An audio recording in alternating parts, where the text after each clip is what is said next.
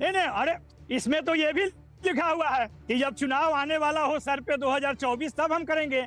इसमें तो ये भी लिखा हुआ है, ये आपको नहीं दिख रहा है क्या? ये लिखने की जरूरत नहीं है, पूरा देश ये बात समझ रहा है। लिखा हुआ वो आपने पढ़ लिया? सरकार नहीं नहीं, पूरा देश ये समझ रहा है कि सुधांशु जी, इसमें यह भी लिखा हुआ है कि चुनाव आएगा तब हम लागू करेंगे, यानी विरोधियों का एक ही तर्क है, केवल और केवल चुनावी फायदे के लिए लाया गया है। वही सच है, वही सच है, सुनिए, वही सच है, सच है। अच्छा, तो मैं ये कहना चाहता हूं, मैं इनसे साफ साफ पूछना चाहता हूं, हाँ मैं बिल्कुल साफ साफ पूछना चाहता हूं, चुनाव से इसका क्या संबंध है, जरा स्पष्ट करिए। हिंदू के साथ साथ सिख, जैन, बौद्ध, पारसी और ईसाई, क्या संबंध है जरा चुनाव से, और कौन सा ध्रुवीकरण हो रहा है, मुझे साफ साफ कहिए, ब्लैक एंड व्हाइट में। ब्लैक एंड व्हाइट आपको समझ में कहां आता है? आपको तो हिंदू मुस्लिम समझ में आता है, आपको तो रोजगार भी समझ में नहीं आता है, आपको सेकुलरिज्म भी नहीं समझ में आता है, आपको संविधान भी समझ में नहीं आता है, आपको तो राजनीति भी नहीं समझ में आती है। आप तो एकाधिकार चाहते हैं, इलेक्टोरल बॉन्ड सिर्फ आपको समझ में आता है। आपको यही समझ में आता है कि देश को में कैसे नफरत और हिंसा की माहौल तैयार किया जाए, कैसे सत्ता हासिल किया जाए। अब तो आपके विषय में समझने के लिए कोई कुंजी पढ़ने की जरूरत भी नहीं है, सारी बात आपने खुद ही बता दी है। आप ईडी में एक्सटेंशन देते जाते हैं, जो इलेक्शन कमीशन में लोग रिजाइन करते जाते हैं, इलेक्टोरल बॉन्ड में मांगा जाता है, तो आप वहां पे आप कहते हैं कि नहीं अभी जवाब लेते हैं। ओके नवल किशोर जी, जवाब लेते हैं। का सवाल जो है जवाब लेते हैं, आपने बड़े लंबे बौछार लगा दिया आरोपों की, जवाब लेते हैं। देखिए नवल किशोर जी ने जो जवाब दिया वो कितना सुंदर जवाब है। मैं आपके लाखों दर्शकों से, जो मिलियंस ऑफ व्यूअर्स हैं, उनसे देखिए, जिस नोटिफिकेशन में लिखा हुआ है हिंदू, सिख, बौद्ध, जैन, पारसी और ईसाई, अरे उसमें ये भी लिखा हुआ है सुधांशु जी, इसे एक हिंदी में कहावत, अरे सुनिए इलेक्शन के जस्ट पहले आप काम करें। अरे आप प्रोफेसर हैं साहब, नहीं आप तो बहुत ज्ञानी है, प्रोफेसर साहब न्याय होगा, वैसे आप उस दूर से जुड़े हुए हैं। अरे अपने टर्न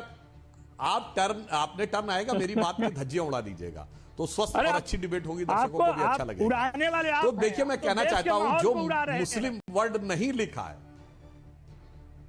सुनिए आप सुनिए नवल किशोर जी, सुनिए, बोलने दीजिए उनको।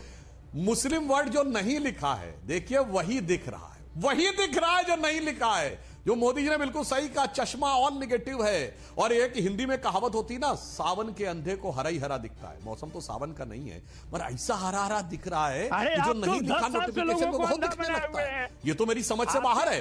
अब दूसरी बात, अरे भाई दूसरी बात, इन्होंने कहा, तो मैं देखिए नवल किशोर जी RLD, अरे भाई अपने टर्न पे बोलिए, अपने टर्न पे बोलिए ना नवल किशोर जी, अपने टर्न पे बोलिए ना। जब आप बोल रहे थे तो वो नहीं बोल रहे थे। करना चाहता हूँ नवल किशोर जी, अपने टर्न पे बोलिए, दर्शकों से बेहतर न्याय होगा। तो मैं बस एक ही वाक्य के बाद आपको मौका दे रहा हूं।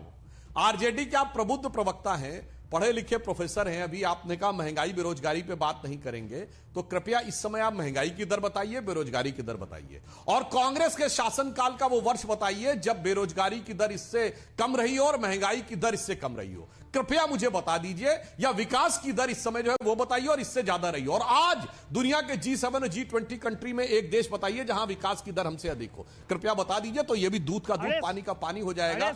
इन चीजों की आड़ लेकर ये छुपने का प्रयास करते हैं, उसमें भी मोदी सरकार ने क्या शानदार काम किए, आप बताइए। अरे सुधांशु जी, आंकड़ों से तो आपको दुश्मनी है, ये पूरा देश जानता है।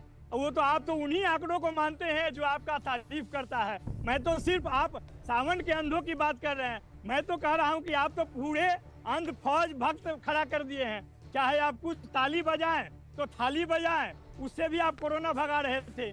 आप तो तमाम तरह की बात करने में माहिर हैं।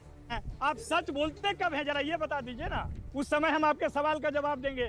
आपसे रोजगार पे पूछा जाएगा तो हिंदू मुसलमान के पास जाएगा। पिछले 10 साल में आपको यही 2 महीना मिला था लोगों को इधर उधर करने का, लोगों को भरमाने का। आप हिसाब दीजिए ना 10 साल का, कहाँ बेरोजगारी दर पे जाते हैं, कौन सा महंगाई, आपको बताने की जरूरत है कि महंगाई क्या है और बेरोजगारी क्या है। आप तो लगातार झूठ बोलते रहे हैं। आप बताइए ना, सेंसस पे आपने कितना सच बोला? बिहार में बोला कि होगा और देश में होगा ही नहीं। बिहार में जब हो रहा था तो कोर्ट में आपने क्या बोला? ये सारी बातें जनता जान चुकी है। और जो लोग नहीं मानते हैं आपकी बात, उनको आप क्या क्या करते हैं वो तो सब लोग देख चुका है। ये सारा एजेंसी का इस्तेमाल पिछले 10 साल में जो आप कर रहे हैं यही सच है। कहाँ रोजगार? रोजगार तो आपके 10वें प्रायोरिटी। ठीक है, जवाब दे लेते हैं, जवाब दे लेते हैं। सुधांशु जी का टर्न अब आप सुनिएगा। सुधांशु जी बोलिए। अरे पूरा देश सुन ही रहा है। 10 साल से देखिए, मैंने तो ना हिंदू मुसलमान बोला, ना पोलराइजेशन बोला, मैंने तो कुछ बोला भी नहीं था। मैंने नवल किशोर जी से पूछा था कि आज महंगाई की दर बता दीजिए, बेरोजगारी की दर और विकास की दर बता दीजिए। बोलिए ना, मैंने सिर्फ पूछा था। अरे ये दर्शकों के सामने एक्सपोज, कुछ नहीं पता है। अब मैं बताता हूं। अरे मानव, बोलिए, ये नागपुर के पाठशाला से पढ़ के आए, नहीं बता पाए। मैंने कहा था यूपीए सरकार का एक कार्यकाल बताइए जहां विकास की दर हमसे अधिक, महंगाई की दर हमसे कम, बेरोजगारी की दर हमसे कम रही हो। मैंने पूछा था एक G7 या G20 कंट्री बताइए जहां विकास की दर हमसे कम हो। बोलिए। मैं तो आपसे पूछ रहा। अरे आप बताइए ना, IMF के आंकड़े बताइए, आप बताइए ना।